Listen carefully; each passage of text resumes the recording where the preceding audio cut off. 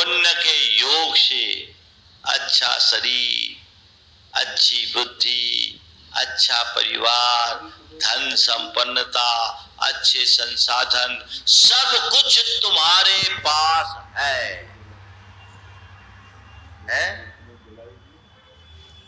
अच्छा पाया, पुण्य के योग से पाया। अब इसका प्रयोग क्या कर रहे हो? संतुष्टि नहीं मिलती, यही तो गड़बड़ है। अगर अच्छा प्रयोग कर रहे हो तो संतुष्टि मिलेगी, और गलत दिशा में जा रहे हो तो मृग तृष्णा ही रहेगी। अच्छा शरीर मिला, पुण्य के योग से मिला, इस शरीर से औरों की सेवा करो, त्याग तपस्या करो, व्रत संयम आचरो, ये पुण्य का सही प्रयोग है। यदि तुम्हारा पुण्य सातिशय होगा तो तुम्हारी बुद्धि अपने आप धर्म में लगेगी, और निरतिशय होगा तो पाप में रत रहेगी।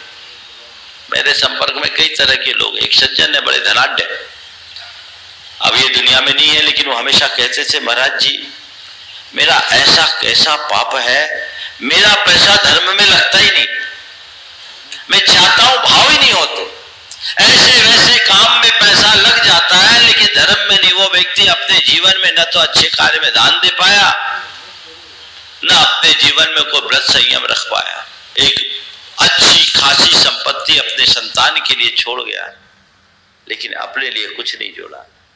क्यों? बुद्धि वैसी नहीं हो रही। बहुत पुण्य चाहिए इसके लिए भी।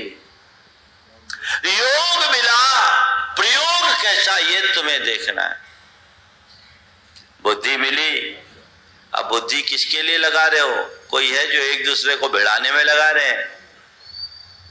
कई लोग हैं अपनी बुद्धि उल्टी चलाते, कहते हैं उल्टी खोपड़ी है। अपनी बुद्धि का प्रयोग तुम निज पर के हित में करो तो तुम्हारी बुद्धि की सार्थकता है। कैसा प्रयोग कर रहे हो ये हमें देखना है। धन संपन्नता मिली है, मौज मस्ती कर रहे हो, भोग विलास में लगा रहे हो, सुरा सुंदरी में लगा रहे हो, या स्वपर के उद्धार में लगा रहे हो, परोपकार में लगा रहे हो, धर्म की प्रभावना में लगा रहे हो, संस्कृति की रक्षा में लगा रहे हो, ये तुम्हें देखना है। योग मिला, प्रयोग कैसा ये देखने की बात है। अगर प्रयोग ठीक है तो समझना तुम्हारी बुद्धि अच्छी है और तुम्हारा भवितव्य अच्छा है, और प्रयोग गलत है तो अब क्या होगा? दिवाला पिटेगा और क्या होगा? कल कंगाल होकर के इस दुनिया से तुम्हें जाना पड़ेगा, इसके अलावा और कुछ नहीं होगा। तुम्हें देखना केवल यह है कि मैं कर क्या रहा हूं, मेरी दिशा क्या है, मेरी दृष्टि क्या है। और जब सड़क चलते आपको अभावग्रस्त लोग दिखते हैं तो उन्हें देखकर क्या होता है? आपको दिखता है कोई अपंग दिखता है, कोई अपाहिज दिखता है, क्या सोचते हैं? सिंपैथी, मन में पीड़ा होती। थोड़ी देर सोचो उसकी जगह मैं होता तो क्या होता।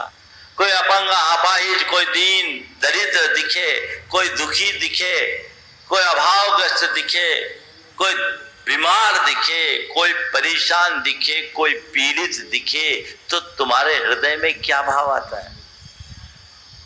मन में पीड़ा आती है। मन पीड़ा से भर जाना चाहिए। और क्या करना चाहिए? एक प्रेरणा पानी चाहिए। इसने अपने योग का सही प्रयोग नहीं किया, इसकी ये दुर्दशा है। मैं अपने प्राप्त प्रयोग योगों का सही प्रयोग नहीं करूंगा तो कल मेरी दशा भी यही होगी। इसलिए मुझे आज ही संभलना है ताकि आने वाले कल को मैं संभाल सकूं। आज मेरे पास अनुकूलताएं हैं, मुझे किसी चीज का कोई डर नहीं, कोई संकोच नहीं, सब चीजें सुलभ है। लेकिन बंधुओं, ये सदा सुलभ रहने वाली नहीं है। ये आज है, कल रहे न रहे कोई भरोसा नहीं। इसलिए इस पीड़ा से प्रेरणा पाओ और अच्छा करने का प्रयत्न करो। बंधुओं, पीड़ा कैसे प्रेरणा देती है। कोलकाता में बेलगछिया का मंदिर सेठ हुलासी राम जी ने बनाया। एक आदमी ने इतना बड़ा मंदिर, बताते इतना बड़ा परिसर, 27 बीघा का परिसर है। मैं सुबह जब वहां घूमता था तो एक चक्कर में 400 मीटर होते थे, वो भी उसके बीच के हिस्से में। इतना बड़ा परिसर कोलकाता जैसे महानगर में उस व्यक्ति ने बनाया। क्या सोच के बनाया बताऊं?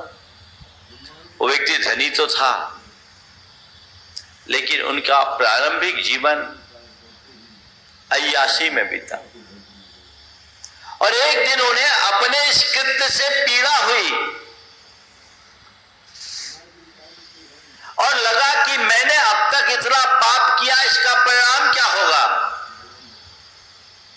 किसी ने प्रेरणा दी कि तुमने जीवन भर धन से पाप किया है, कुछ ऐसा कर जाओ जो तुम्हारे भविष्य को संभाल सके और जिसे पाकर दुनिया पुण्य कर सके। बस वो एक छोटी सी प्रेरणा थी। उस एक शख्स ने बेलगछिया का उपवन मंदिर बना दिया और 200 साल से लाखों लोगों के पुण्योपार्जन का निमित्त बन गया। आज भी लोग पुण्य कमा रहे हैं और सेठ हुलासी राम अमर बन गया। देखने की बात तो केवल यह है कि सेठ हुलासी राम ने जिसने मंदिर बनाया उसकी कोई हवेली भी होगी कोलकाता में, लेकिन उसका अता पता नहीं। आज उसके वंशजों का हाल बेहाल है, लेकिन हुलासी राम का वो मंदिर आज भी उसके गौरव की गाथा गा रहा है। यही पुण्य का लाभ है।